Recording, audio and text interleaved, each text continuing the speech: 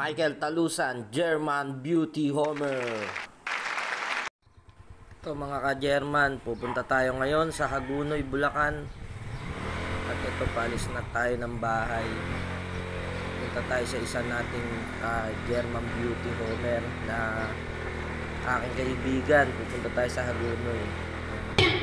Sana hindi baha mga ka-German sa dadaanan natin. Kasi minsan may tubig talaga. Hindi mawawala ng tubig. Ayan, mga ka-German. Alis na ako ng bahay. Ito na ako sa may arko. Ibayo Hagunoy na ito mga ka-German. At ito, nandito na tayo sa barangay hall ng Ibayo mga ka-German.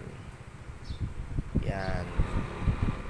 Paliko na tayo. Papunta na tayo ng BSU Hagunoy. Pag diniretso mo yan mga ka-German.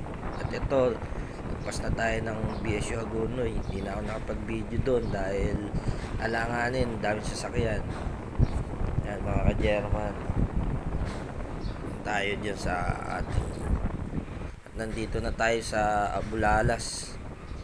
Nakita nyo, puro pala isdaan yan mga ka-German. At ito mga ka-German, ang susuungin natin.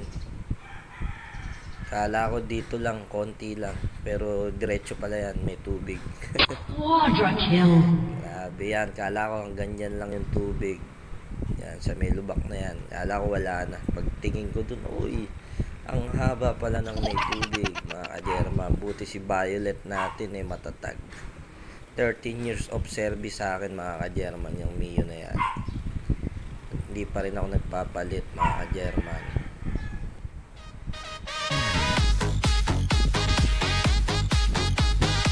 Mga ka-German, dito na tayo sa Hagunoy Angga mga ka-German. Yan, laki nung nakalagay Hagunoy. Yan, dumiretso tayo sa Pombo. Kabila niyan, Pombong na kasi yan Tulay na yan. Mga ka-German, pupuntahan natin ng isa nating German Beauty Homer Fancier. Ito mga ka-German, nandito na tayo sa kanyang loop sa top, sa taas ng kanyang bahay. Yan, rooftop mga ka-German. Yan ang kanyang loop. Maraming salamat mga ka-German Beauty Homer sa pagsubaybay. Please follow mga ka-German and like. Salamat.